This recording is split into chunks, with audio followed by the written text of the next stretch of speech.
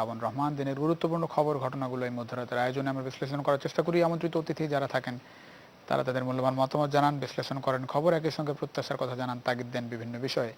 আজ আমাদের সঙ্গে তিনজন অতিথি আছে। শুরুতে তাদের সঙ্গে আপনাদের পরিচয় করি। আমাদের সঙ্গে আছেন সুভাষ সিংহ রায়, সম্পাদক বাংলা বিচিত্র, একই সঙ্গে যিনি রাজনীতি বিশ্লেষক আছেন অধ্যাপক doctor Abul Hasnat Milton, chairman foundation for doctor safety and rights, আছেন অধ্যাপক ডক্টর আব্দুল আজিজ, স্বাধীনতা চিকিৎসক পরিষদ সচিবের গুরুত্বপূর্ণ নেতা তিনি। আপনাদের তিনজনকে স্বাগত জানাচ্ছি নিউজ 24 এর নিয়মিত আয়োজন নিউজ রুম সংলাপ অনুষ্ঠানে। আমরা আলোচনায় যেতে চাই, কয়েকটি শিরোনাম প্রধান খবর একটু দর্শকদের জানাতে চাই, যেগুলো নিয়ে আলোচনা করতে চাই আজকের নিউজ রুম সংলাপে। খালেদা জিয়ার কিছু হলে দায় বিএনপির, বলছে আওয়ামী লীগ। সুস্থতা কামনায় মসজিদে বিশেষ প্রার্থনা। বিদেশের চিকিৎসার দাবি আবারও এসেছে পরিবারের পক্ষ থেকে। নটরডেম ছাত্র নাইমকে চাপা দেওয়া চালক হারুন গ্রেপ্তার। ডিসেম্বর থেকে বিআরটিসিতে শিক্ষার্থীদের ভাড়া অর্ধেক, দ্রুত পদক্ষেপের আহ্বান। রাঙামাটির দুর্গম পাহাড়ে সেনাবাহিনীর অভিযান, AK-47 ও বিপুল গোলাবারুদ উদ্ধার করা হয়েছে। যে কোনো মূল্যে সন্ত্রাসবাদ ও জঙ্গি দমনের ঘোষণা সরকারের। তৃতীয় দফা ইউপি নির্বাচন ঘিরেও সহিংসতা, টাঙ্গাইলে নিহত হয়েছেন একজন। নির্বাচন কমিশনের ভূমিকার সমালোচনা। রাজশাহী কাটাখালীর মেয়রকে আওয়ামী লীগ থেকে অব্যাহতি দেওয়া হয়েছে। এগুলো নিয়ে মূলত আলোচনার বিষয়। আমরা শুরু করব সুভাষ সিংহ রায় আপনাকে দিয়ে। সুভাষ সিংহ রায়, আমরা একটু বাসে গণপরিবহনের বিষয় নিয়ে একটু আলোচনা করতে চাই। আপনি জানেন যে গণপরিবহনের বিশেষ করে যেটি নিয়ে এখন সবচেয়ে বেশি আলোচনা হচ্ছে সেটি হচ্ছে শিক্ষার্থীরা যে কারণে রাস্তায়, বাস ভাড়া তাদের জন্য অর্ধেক করার যে দাবি, হাফ ভাড়া, সেই বিষয়টি নিয়ে তারা আন্দোলন চালাচ্ছে। একই সঙ্গে তারা যেটি সাম্প্রতিক সময়ে যে দুটি দুর্ঘটনা ঘটেছে, একটি উত্তর সিটি কর্পোরেশনের গাড়ি চাপায়, একটি দক্ষিণ সিটি কর্পোরেশনের গাড়ি চাপায় দুজন মারা গেছেন। নটরডেম কলেজের শিক্ষার্থী একজন মারা গেছেন, নাইম। ঢাকা শহরে তো বেশিরভাগই বেসরকারি বাস সার্ভিস চলাচল করে। সরকার আজকে একটি সিদ্ধান্ত কথা জানানো হচ্ছে, বিআরটিসি বাসে অর্ধেক ভাড়া নেওয়া হবে। সমাধান কতটা হলো আসলে? প্লাবন, আপনাকে ধন্যবাদ। জি, এই আপনার এই প্রসঙ্গে আসার আগেই আমি একটা দিনের কথা স্মরণ করতে চাই, যে দিনটাতে আমরা পড়লাম। জি, আজ থেকে 31 বছর আগে একটা শামসুল আলম মিলন, তিনি স্বৈরাচারী এরশাদ সরকারের বিরুদ্ধে আন্দোলনে তিনি শহীদ হয়েছিলেন, এবং ডক্টর আবুল হাসনাত মিল্টন এখানে সংযুক্ত আছেন, ডক্টর আজিজ ভাই সংযুক্ত আছেন। ডক্টর আবুল হাসনাত মিল্টনের খুব কাছের মানুষ ছিলেন, কেননা তিনি অন্য রাজনৈতিক দল করলেও সম্পর্কের জায়গাটা খুব গভীর ছিল। আমরা সেই দিনটির কথা স্মরণ করছি। তার আত্মদান আমাদের গণতান্ত্রিক আন্দোলনকে অনেক বেশি বেগবান করেছিল। আজকের দিনটা যখন পড়লো, তার আগে আমি 26শে নভেম্বর যে দিনটা গেল, এটা একটা ভয়াবহ দিন ছিল। বিশেষ করে এই উপমহাদেশের ভারতের মুম্বাইতে যে হামলাটি হয়েছিল, সেই হামলায় প্রায় 164 জন মানুষের মৃত্যু ঘটেছিল, বিদেশি পর্যটক সহ 300-র উপর আহত হয়েছিল। এই জঙ্গিবাদের বিস্তারের যে বিষয়টি, সেটা কিন্তু আমাদের আশপাশের দেশগুলোকে যেমন অশান্ত করে, আমরা এই ব্যাপারে আমাদের স্মরণ করতে হবে যারা সেই সময় নিহত হয়েছিলেন, তাদের বিদেহী আত্মার শান্তি কামনা করছি, এবং এই জঙ্গিবাদের বিরুদ্ধে আমাদের দৃঢ়চেতা মনোভাব ধারণ করবার জন্য সকলের প্রতি আহ্বান জানাচ্ছি। আমি খুব ছোট করে আপনার পরিবহনের বিষয়টি কথা বলতে চাই। আমাদের গণপরিবহন ব্যবস্থাপনা যে আমরা ঠিক মতো করতে পারিনি, এটাই বাস্তবতা। এবং আমাদের অবকাঠামো বেড়েছে, আমাদের উন্নয়ন করতে পারেনি কেন? এর পেছনে কারণ কি মনে হয়? প্রথম লাইনে একটু বললাম। জি, প্রথম লাইনে বলি। প্রথম লাইনে যে কথাটি আপনি শুনতে চান, যে আমাদের যেই বিষয়গুলোর সাথে সংযুক্ত আছে সেগুলো সকলে সংশ্লিষ্টরা সকলে সেইভাবে কাজ করছে না বলে আমার কাছে মনে হয়েছে। শ্রমিক ফেডারেশন যারা রয়েছেন, তাকে সব রাজনৈতিক দলের সমর্থিত নেতারা কিন্তু এখানে অবস্থান করছেন। আর পরিবহন ব্যবস্থাপনা এক সময় তো আরো ভয়ঙ্কর ছিল, কিন্তু বাংলাদেশের যখন এত 17 কোটি মানুষের দেশ, সেই অর্থে আমাদের রাস্তার পরিমাণ কম এবং অনেক জটিলতা আছে, এটা যেমন ঠিক, কিন্তু আমরা গণপরিবহনের দিকে আমরা নজরটা গত 12 বছরও দিতে পারিনি। গণপরিবহনের অগ্রগতিটা কিন্তু আমরা ঠিক মতো করতে পারিনি। যেই তুলনায় বাংলাদেশের অগ্রগতি এটা হয়েছে। কি এটা কি মানে এটাতে একরকম স্পষ্ট হয় কিনা যে যারা এই পরিবহন শ্রমিক নেতারা আছে তাদের দাপটটা কি একটু বেশি মনে হয়, মানে সরকার সেই জায়গাটা কতটা নিয়ন্ত্রণ করতে পারছে বলে মনে হয়, একই সঙ্গে কতটা কঠোর হতে পারছে বলে মনে হয়, কঠোর না হয়ে সরকার আসলেই তো সম্ভব বলে মনে হয় কিনা? সরকার তো সবকিছু নিয়ন্ত্রণের বিষয় না, জি সরকার ব্যবস্থাপনাটা ঠিক মতো করা এবং ব্যবস্থাপনাতে রেখে সাধারণ মানুষের স্বস্তির জায়গাটি তৈরি করা। আমাদের গাড়ি বেড়েছে অনেক, আমাদের ব্যক্তিগত গাড়ি বেড়েছে, আমাদের ঢাকা শহরের নানান ধরনের যানবাহন চলে। পৃথিবীর কোন দেশে রাজধানী সহ বড় বড় শহরতে এখন বহুবিধ যানবাহন একসাথে চলে না। আর গণপরিবহনের এই সংকটের সুযোগ দিয়ে এক শ্রেণীর পরিবহন শ্রমিক এবং মালিকরা যেভাবে সাধারণ মানুষের উপরে অত্যাচার করবে বলে আমি বলতে বাধ্য হচ্ছি, অত্যাচার করে, এটা খুবই দুর্ভাগ্যজনক। এইটার ব্যাপারে সমাধান হওয়া প্রয়োজন। এমনকি বিআরটিসির বাসের কথা আপনি উল্লেখ করলেন যে 1 তারিখ থেকে হাফ বাস ভাড়ায় তারা চলবেন। ছাত্রদের দাবিটা খুবই যৌক্তিক। এ কারণে যৌক্তিক, ছাত্ররা তো সবকিছু জানেন এবং বোঝেন। আপনি খেয়াল করে দেখবেন যেই পরিবহন মালিকদের চাপে কিংবা নানান রকম বিষয়ের কারণে যখন বাস ভাড়া বেড়েছে, যেই অনুপাতে তেলের দাম বেড়েছে তার চেয়ে বেশি অনুপাতে বাস ভাড়া বেড়েছে, এটা সাধারণ ছাত্ররা মনে করে। এবং তার চেয়ে বড় কথা, এখন যে বাস ভাড়াটি নেওয়া হচ্ছে সেই বাস ভাড়াটির যে অনুপাত হওয়া উচিত ছিল সেই অনুপাতটি কিন্তু বেশ বেশি করে তারা দিচ্ছেন।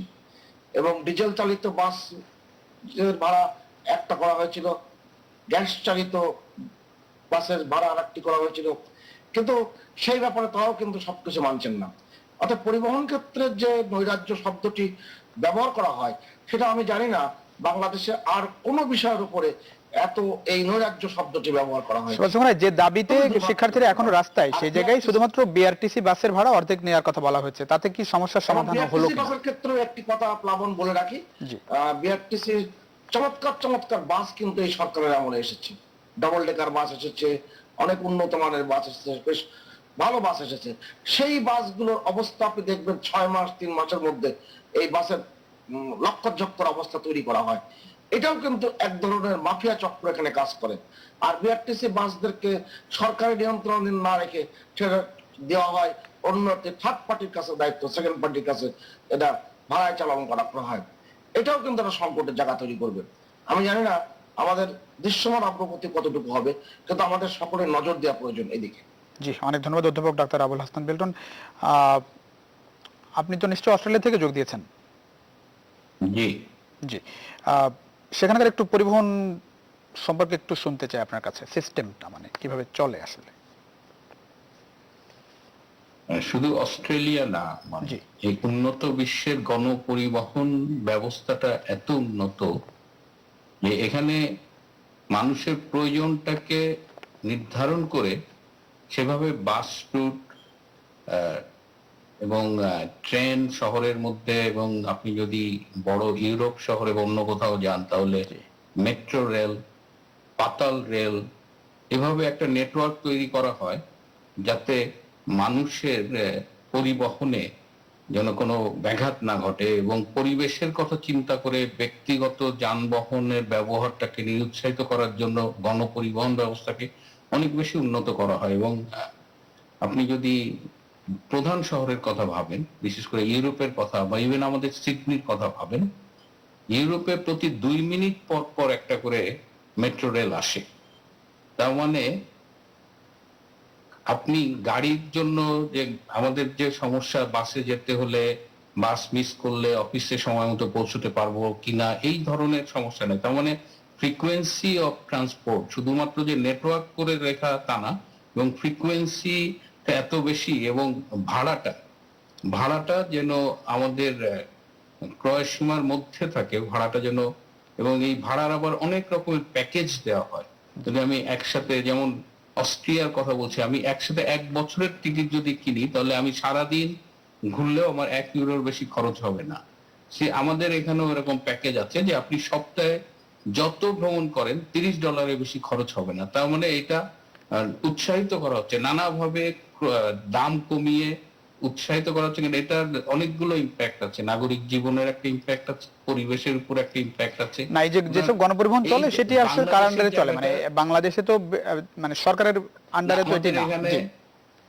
না, আমাদের এখানে ধরেন এই রোড ট্রান্সপোর্ট অথরিটি আছে, বাংলাদেশে যেমন বিআরটিসি আছে, আমাদের এখানে আছে, এবং তাদের আন্ডারে চলে। কিন্তু বাংলাদেশে যেমন পরিবহন খাতে নৈরাজ্যের কথাটা শুনি, জি। কিন্তু বাংলাদেশে কিন্তু এই যে মেট্রো রেল কিন্তু কদিন পরেই চালু হচ্ছে, পাতাল রেলের ফিজিবিলিটি স্টাডি হয়ে গেছে। তো বাংলাদেশের ঢাকা শহরের যে লোকের পরিমাণ বৃদ্ধি, যানবাহনের পরিমাণ, এগুলো তো পরিকল্পিতভাবে হয়নি। সুতরাং এই চাপটা পড়ছে, এবং এটাকে আমি বলি উন্নয়নের বেদনা। কিন্তু যে নৈরাজ্য, যে চালকদের, যে চালক চালাচ্ছিল তার লাইসেন্স নাই। এখানে দায়িত্বপূর্ণ ব্যক্তিরা বলে যে গরু ছাগল চিনলেই গাড়ি চালানো যায়।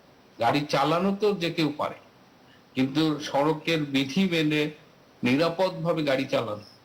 হ্যাঁ, আমরা কিন্তু জ্যাম ট্যাম অনেক কিছু মেনে নিচ্ছি, বাংলাদেশের উন্নয়নের জন্য আমরা অনেক কিছু মেনে নিচ্ছি, কিন্তু এটা তো মেনে নেওয়া যায় না যে চালক না, যে একজন হেল্পার সে গাড়ি চালাচ্ছে। এবং দুর্ঘটনাগুলো কিন্তু এই যারা লাইসেন্সবিহীন অনভিজ্ঞ চালক তারাই ঘটাচ্ছে।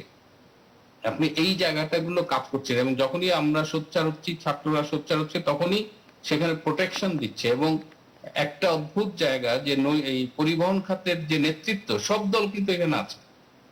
এটা কিন্তু সরকারি দলের নেতার একার কাজ না।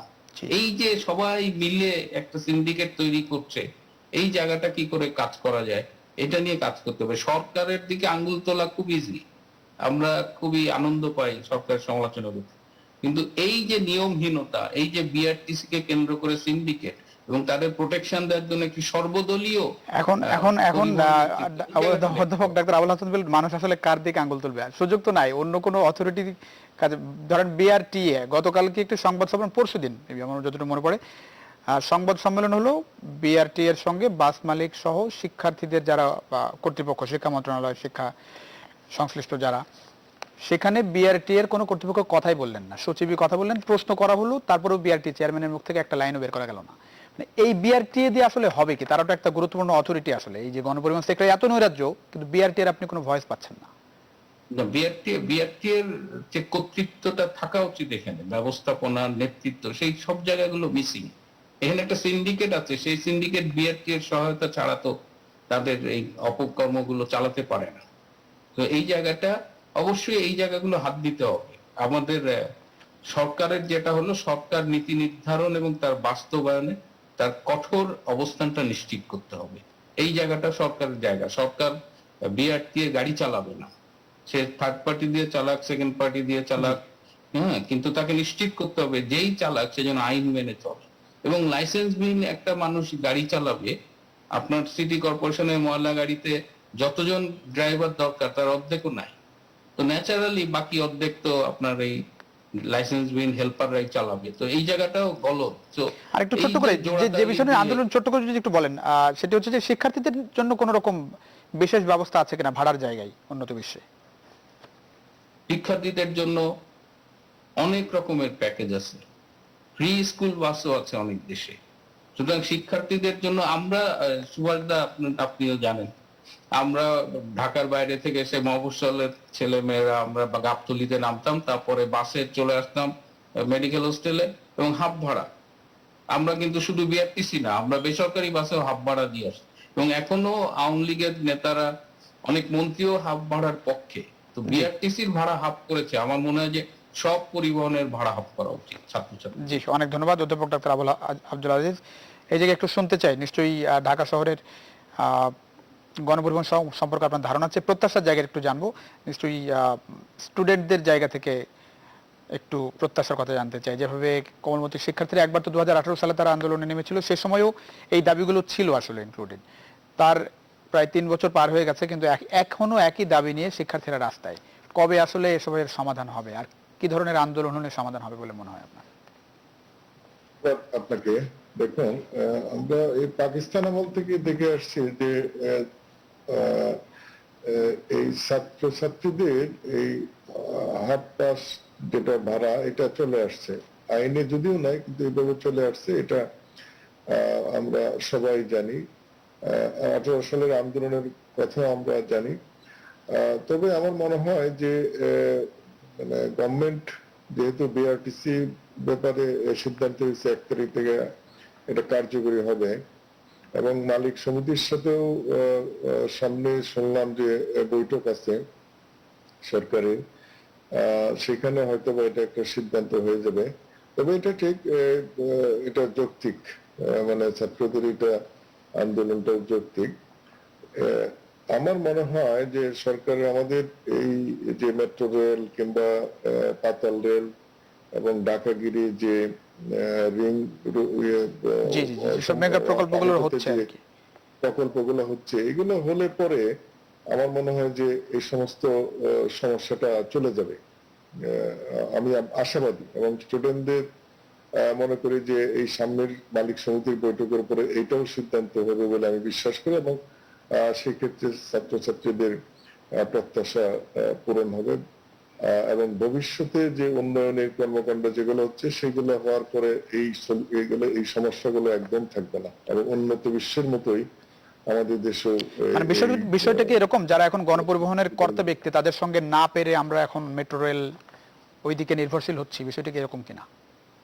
না, এটা আসলে দেশ আগাচ্ছে, উন্নয়নের দিকে আগাচ্ছে, সব বিভিন্ন প্রজেক্টে আগাচ্ছে। না কিন্তু ধরেন আমি বলি যে যে পলিসি ছিল, পলিসিতে ধরেন ফুটপাত থেকে শুরু করার কথা ছিল, ফুটপাত আপনার আগে দখলমুক্ত হবে, ফুটপাত আগে হাঁটার উপযোগী হবে, সবশেষ হচ্ছে ফ্লাইওভার মেট্রো রেল, একেবারে লাস্ট ধাপ। কিন্তু প্রথম ধাপ আপনি ফুটপাতের দিকে দেখেন, সেদিকে কিন্তু আমরা আসলে কিছু করতে পারিনি। বাস আছে, ফুটপাতের পরে বাস আছে, সেই দুইটা মূল জায়গায় আপনি হাত দিতে পারছেন না। আমরা কিন্তু শেষ ভরসায় চলে গেছি। তো সেই জায়গায় আসলে কি বলবেন, ফুটপাত বাস এই দুই জায়গায় আমরা পারছি না কেন? মানে এই জায়গায় না পেরেই আমরা এখন শেষ ভরসা মেট্রো রেলের দিকে তাকাচ্ছি কিনা, আমি এই জায়গায় একটু শুনতে চাই। না, মানে এখানে পারছি না দিকে মেট্রো রেলের দিকে যাচ্ছি সেটা ঠিক না। এটা আসলে উন্নত বিশ্বের সাথে তাল মিলিয়ে আমাদের দেশ এগিয়ে যাচ্ছে, সমস্ত সূচকে এগোচ্ছে, সমস্ত সেক্টরে এগোচ্ছে। তো এটা আমরা পারছি না দিকে তা না। তবে হ্যাঁ, গভর্নমেন্ট তো ফুটপাতের ব্যাপারে অনেকবার চেষ্টা করেছে, বিভিন্ন কারণে হচ্ছে না। কিন্তু আমরা মনে করি যে এখন এই যে সমস্ত পরিকল্পনাগুলো হচ্ছে এগুলো বাস্তবায়ন হলে অনেকটা কমে আসবে। ফুটপাতের বিড়ম্বনা কম বেশি সব দেশেই কিন্তু আছে, ফুটপাতের ব্যাপারটা শুধু আমাদের দেশে ধরেন নিয়মের মধ্যে থেকে, একেবারেই নিয়মের মধ্যে থেকে ফুটপাতে বাজারগুলো বসে, একদম নিয়মের ভিতর থেকে সবকিছু করা এটা খুব টাফ। ফুটপাতের ব্যাপারটা আমি বলছি, ফুটপাতের পৃথিবীর সব দেশে আপনারাও জান দেখেন, সব দেশেই কম বেশি এই বিড়ম্বনা, কিন্তু ফুটপাতের বিড়ম্বনা সব দেশে আছে। জি, অনেক ধন্যবাদ সুভাষ চন্দ্র রায়। খালেদা জিয়ার কিছু হলে দায়ী বিএনপির, আজকে আওয়ামী লীগ বলেছে, আওয়ামী লীগের পক্ষ থেকে বলা হয়েছে, এবং কয়েকদিন ধরে এই কথাবার্তাগুলো হচ্ছে যে বিএনপি বেশ আগে থেকেই বলেছে যে খালেদা জিয়ার যদি কিছু হয়, মৃত্যু ঘটে, সে দায়ী সরকারের। দায় চাপানোর সুযোগ আপনি আসলে কতটা দেখেন? আমি আগের বিষয়ে একটা বাক্য যোগ করি আপনার অনুমতি নিয়ে। জি প্লিজ। এই যে কারোর অভিজ্ঞতা আছে কিনা আমি জানি না, আমরা যেখানে আলোচনা করছি, যারা দর্শক যারা দেখছেন, জি জি জি, কলকাতায় যখন পাতাল রেল প্রকল্প হাতে নেওয়া হয়েছিল, বছরের পর বছর মানুষ যে পরিমাণ কষ্ট করেছে ভয়ঙ্কর, সেই তুলনায় আমাদের ঢাকা শহরের মানুষও কষ্ট করছে, কিন্তু কলকাতার মতন নয়, কারণ সেটা খুবই ভয়ঙ্কর একটা পরিস্থিতি ছিল। এখন কিন্তু সে জায়গায় কিন্তু অনেক শৃঙ্খলা চলে এসেছে, কিন্তু সাধারণ মানুষের আইনের প্রতি মান্যতার একটা ব্যাপার কিন্তু আপনি কলকাতাতে দেখবেন। এই কারণে দেখবেন, আমি পাশের যেহেতু ভারতের একটি আমাদের কাছের কলকাতা, 25 মিনিটের দূরত্ব আকাশপথে, সেখানে দেখবেন যে ওয়ানে যে ব্যবস্থাপনা এটা সবাই মুখস্থ জানে সবাই। আমাদের এখানে ভদ্রলোকরা তারা তো সবসময় আইন ভাঙার জন্য ব্যস্ত থাকেন। আপনি দেখবেন সমস্ত আমাদের মহল্লাগুলোতে চমৎকার চমৎকার ফুটপাত তৈরি করে যখন হয়ে যায়, তার পরের দিনই দেখা যাচ্ছে তিনি ফুটপাত কেটে আবার পানির লাইন বের করছেন। আমাদের ভদ্রলোকরাই আমরা করছি। আমি একদিন এক রিক্সাওয়ালাকে জিজ্ঞেস করেছিলাম যে ভাই, এটার সমাধান কি? এই যে যানজট, এই যে বিশৃঙ্খলা, তোমার কাছে সমাধান কি আছে? সে বলছে, স্যার আইন উল্টে দেন। কি উল্টাবো? আইন পরিবর্তন করেন। আমরা যারা রিক্সা চালাই, আমাদেরকে যখন আইন অমান্য করি, আমাদের ট্রাফিক এসে 4-5টা বাড়ি মারে, আমাদের স্যার বাড়ি খাইতে খাইতে আর গায়ে আর লাগে না। আর আপনাদের ভদ্রলোকদের আপনাদের জরিমানা করে, 2000 2,500, 3,000, আপনাদেরও টাকা এত আছে, আপনাদের জরিমানা গায়ে লাগে না। এটা উল্টাই দেন, আমাকে 500 টাকা জরিমানা করেন, না দিতে পারলে হাজতে নিয়ে যান, আর আপনাকে সবার সামনে দাঁড়ায় বেত্রাঘাত করা হোক। মানে বিষয়টা আইনের মধ্যে পড়বে না, কিন্তু তার চিন্তা ভাবনা কিন্তু আমার কাছে তাৎক্ষণিকভাবে মনে হয়েছে যে আমরা আসলে অনেক রকম ভয়ঙ্কর পরিস্থিতির মধ্যে নিজেরা তৈরি করেছি।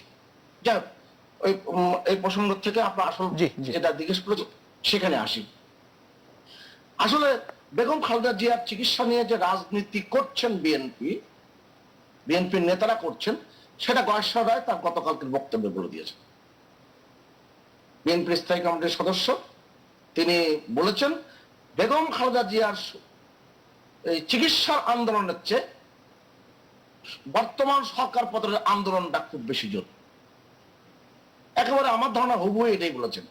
আপনি গণমাধ্যমের সাথে আছেন, আপনি নিশ্চয়ই এই ভিডিও ফুটেজটা বের করতে পারবেন, হয়তো আপনারা দেখিয়ে ফেলেছেন মধ্যে। আর আমাদের এই যে মানবিকতার যে জায়গাটির কথা বলা হয়, মাননীয় প্রধানমন্ত্রী শেখ হাসিনা সারা পৃথিবীতে না আমি যে প্রশ্নটি রেখেছিলাম সেটি হচ্ছে যে ধরেন বিএনপি বলল যে আওয়ামী লীগের দায় যদি খালেদা জিয়ার কোন রকম অনাকাঙ্ক্ষিত ঘটনা ঘটে। এখন যে শারীরিক অবস্থা আপনি তো জানেন নিশ্চয়ই, বিএনপি আজকে আওয়ামী লীগ বলছে যে কিছু হলে দায় বিএনপির, মানে খালেদা জিয়ার শারীরিক অবস্থা চিকিৎসা নিয়ে দুই দলের যে দায় চাপানোর যে অভিযোগের যে বিষয়টি দেখছেন, দায় চাপানোর সুযোগ কতটা আপনি দেখেন, মানে দায় চাপানোর মতো আসলেই কিছু হচ্ছে কিনা? এইটাই আসলে আওয়ামী লীগের জন্য দুর্ভাগ্য যে সবসময় তুলনা আওয়ামী লীগের সাথে বিএনপির করা হয়। না আমি কিন্তু একেবারে আওয়ামী লীগ বিএনপির কথা না, আমি জাস্ট গত কয়েকদিনের প্রেক্ষাপট অনুযায়ী বলছি। আমি আপনার ক্ষেত্রে বলছি না, জি জি, আওয়ামী লীগ বিএনপির এই তুলনাটা চলে আসে এবং চলে আসাতে বিএনপি কিছুটা আলোচনা চলে আসতে পারে, কারণ বিএনপির কাজই হচ্ছে অপরাজনীতির জায়গা সৃষ্টি করা, এবং তারা বছরের পর বছর জন্ম সূত্র পাওয়ারে তাদের এই তাদের কার্যকলাপ এর থেকে বেরোতে পারেনি। আমাদের বিএনপি জাত বুদ্ধিজীবীরা তারা কিন্তু বক্তৃতা শুরু করেন, কথা শুরু করেন গণমাধ্যমে কিংবা যে কোনো জায়গায়। আমার মনে হয় যে বাক্য শুরু করে তাতে তো অন্য কোনো প্রমাণ আবশ্যকতা থাকে না বলে আমার কাছে মনে হয়। এবং ভাবা কথা, শোনা কথা এদেশে গুরুত্বপূর্ণ প্রমাণ হিসেবে গ্রাহ্য হয়। কথা নেই, বার্তা নেই। বেগম খালেদা জিয়া গত 3 বছর যাবৎ প্রতিদিনই বলা হয়েছে যে তার অবস্থা আশঙ্কাজনক, জীবন মৃত্যুর সন্ধিক্ষণে। না এখন যে বিএনপি যে দাবিটি করছে বিদেশের চিকিৎসার, সেই জায়গাটাই নিয়ে একটু মানে আপনার একটু অবজারভেশন পড়ছে। চিকিৎসায় বিদেশের চিকিৎসার যে দাবি সেটি মানে না, মানে সরকার কতটা চাচ্ছে বলে আপনার মনে হয়? মানে বিএনপি বলতে সরকার চাইলে এটা দেওয়া সম্ভব, সরকার আসলে এই জায়গাটাই একটু শুনতে চাই। পৃথিবীতে কোন গণতান্ত্রিক রাষ্ট্রে মানে দ্বন্দ্বপ্রাপ্ত আসামি তিনি বাইরে বিদেশে চিকিৎসা দেওয়ার সুযোগ পেয়েছেন? দুটো উদাহরণ দেওয়া হয়, একটা হচ্ছে আসাম আব্দুর রবের, আর একটা হচ্ছে আওয়ামী লীগ নেতা প্রয়াত মোহাম্মদ নাসিমের।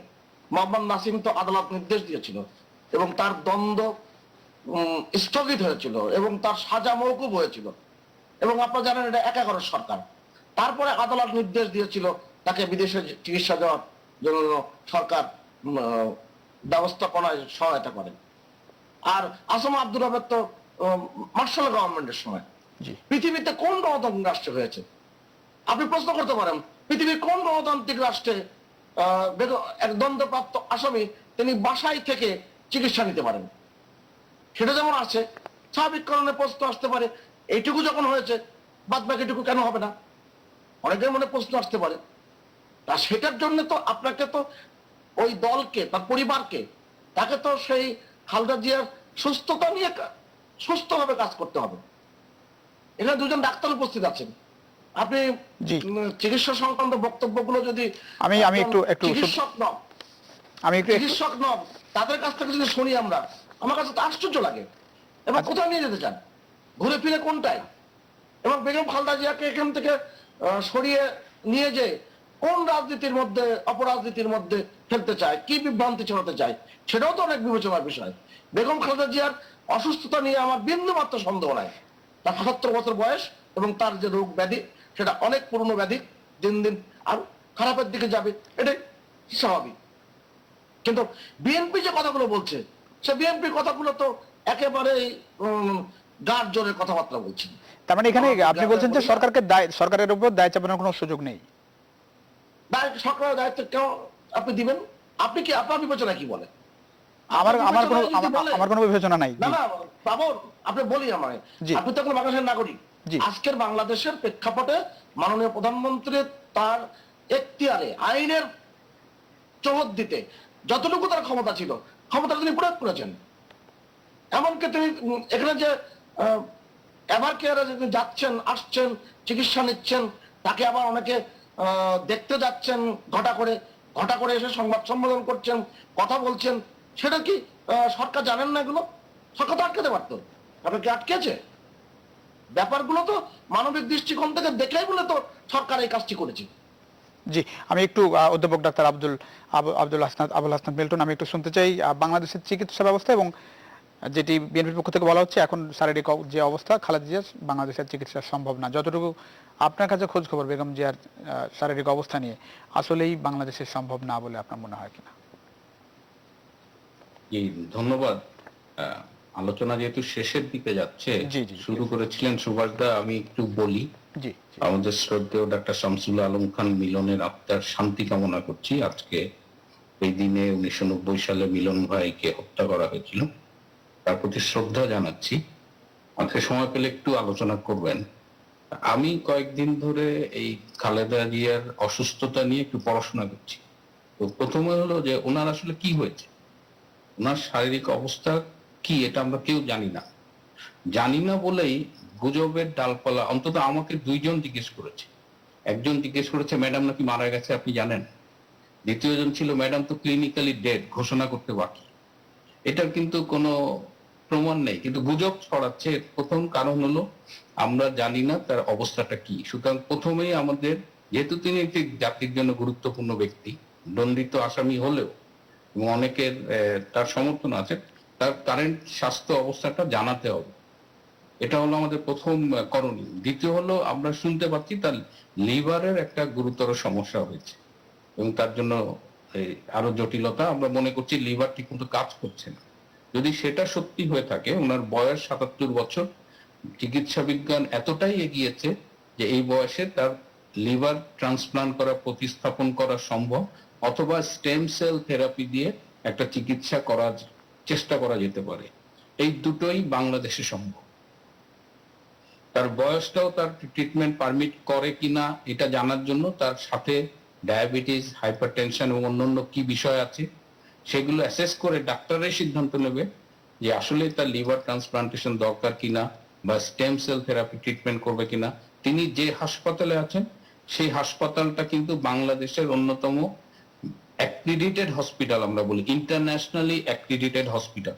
তার মানে এই হাসপাতালটা নিজেই একটা আন্তর্জাতিক মানের হাসপাতাল।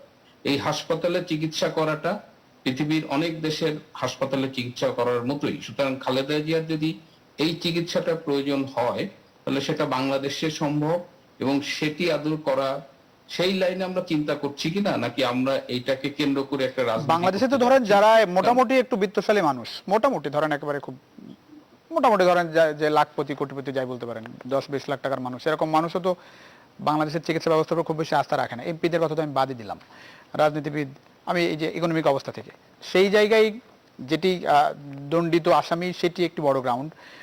এর বাইরে যে চিকিৎসা ব্যবস্থা বাংলাদেশে, তাতে করে আপনি বলছেন যে আস্থা রাখার মতো চিকিৎসা বাংলাদেশে আছে।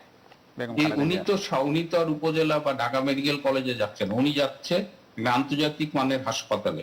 যদিও এটা ঢাকায় অবস্থিত, ওই হাসপাতালটা অস্ট্রেলিয়া হইতে পারতো। কারণ যখন আমি ইন্টারন্যাশনালি অ্যাক্রিডিটেড হসপিটাল বলি তখন কিন্তু অনেকগুলো আন্তর্জাতিক মান নিশ্চিত করে টিক দিয়েই ওই হাসপাতালটা হয়েছে। এবার কেয়ার হাসপাতালটা কিন্তু সেই সব শর্ত পূরণ করে, আন্তর্জাতিক মান পূরণ করেই বাংলাদেশে কাজ করছে। সুতরাং এটা একটা সাধারণ হাসপাতাল না। এবার কেয়ারের আমাদের ছোট ভাই ওখানে কাজ করে, ঢাকা মেডিকেলে অনেকেই আছে, সুতরাং আমরা রেগুলার যোগাযোগ রাখি। এবং বঙ্গবন্ধু মেডিকেলের লিভার ট্রান্সপ্লান্টের যে ডিপার্টমেন্ট আছে, আমাদের ডাক্তার জুলফিকার আলী বাদশাহ, অধ্যাপক বাদশাহ ভাই, আমাদের ছোট ভাই ডক্টর স্বপ্নীল, এরাও কিন্তু আন্তর্জাতিকভাবে তাদের কাজের জন্য স্বীকৃত। সুতরাং এই সুযোগগুলো আমরা নেব কি না, নাকি আমরা রাজনীতি করব? কারণ আপনি পত্রিকায় দেখেছেন যে বেগম খালেদা জিয়ার 4 ব্যাগ রক্ত লেগেছে।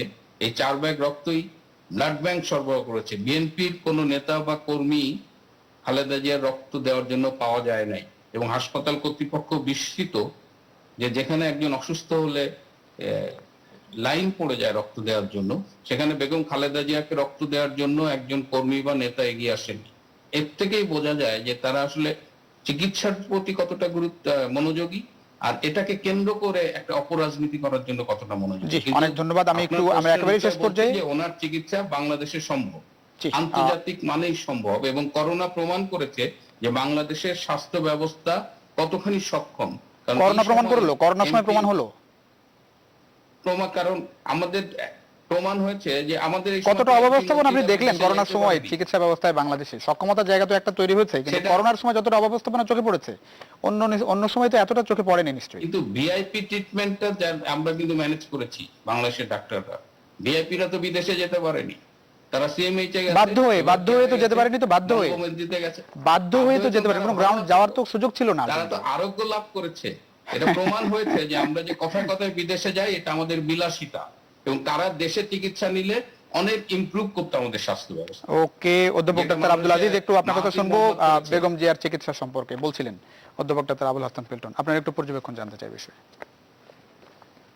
ধন্যবাদ আপনাকে। দেখুন, বেগম খালেদা জিয়া ডেফিনেটলি তার নাগরিক হিসেবে যে জায়গায় থাকুক, জেলখানায় থাকুক, বাইরে থাকুক, তার চিকিৎসা পাওয়ার রাইট আছে, এতে কোনো সন্দেহ নেই। আমরা তো এই দেশেরই নাগরিক, ডাক্তার, এবং এই হাসপাতালটাও দেশের ভিতরে আছে। আমরা জানি যে মানে বেগম খালেদা জিয়া এখন শারীরিক অবস্থা কি আমরা অনেকেই জানি, কিন্তু বলা যাচ্ছে না। আবার সরকারও জানে কি অবস্থায় আছে, সেটাও জানা যায়। কিন্তু দুঃখের ব্যাপার হলো যে এই যে প্রেস ব্রিফিং গুলা করছে খালেদা জিয়ার চিকিৎসার ব্যাপারে, সব বিএনপির নেতারা করছে। বিএনপি নেতাদের কথাবার্তা মনে হয় তারা সবাই এফসিপিএস কিংবা এমডি করা ডিগ্রিধারী চিকিৎসকের মতো কথাবার্তা বলছে। তারা ওই হাসপাতালে ডাক্তাররা কেউ ব্রিফ করছে না, ওই হাসপাতালে কোনো মেডিকেল বোর্ডও কি ব্রিফ করছে না, কিংবা খালেদা জিয়ার বিএনপির দলীয় ডাক্তাররাও কেউ ব্রিফ করছে না। কিন্তু এটাও আমরা জানি বাংলাদেশের বিভিন্ন হাসপাতাল নামে দেবে চিকিৎসকরা দেখাশোনা করছে, এবং তারা ভিডিও কনফারেন্সের মাধ্যমে বিদেশে বিভিন্ন চিকিৎসক কনসাল্ট করে চিকিৎসা তারা করছে। কিন্তু আমরা যত জানি উনি তার কেবিনে নেওয়ার শিফট করার কথা ছিল, তারা নীতি দিচ্ছে না। আমরা একেবারেই শেষ পর্যায়ে অধ্যাপক ডাক্তার আব্দুল আজিজ, একেবারে দুর্ভাগ্যজনক আমাদের, জি একটু এক লাইনে যদি শেষ করেন। এটা নিয়ে তারা রাজনীতি করছে, আন্দোলন সংগ্রাম করছে, একদিক দিয়ে মানবিকতার কথা বলছে বাইরে যাওয়ার জন্য, আবার তারা দানবিক আচরণও করছে। আমার মনে হয় সরকারের উচিত খালেদা জিয়াকে এই মানে যে নির্বাহী আদেশ ক্যান্সেল করে আবার বঙ্গবন্ধুতে এনে ভর্তি করে উচ্চ ক্ষমতা সম্পন্ন একটা বোর্ডের মাধ্যমে, আমরা আশা করি নিশ্চয়ই এই জায়গাটাই আমরা নিশ্চয়ই আশাবাদী হতে চাই, এরকম দোষারোপের রাজনীতি থেকে আমরা বের হতে চাই। নিশ্চয়ই অনেক ধন্যবাদ আপনাদের তিনজনকেই। দর্শক আপনারা যারা আমাদের সঙ্গে ছিলেন, আপনাদের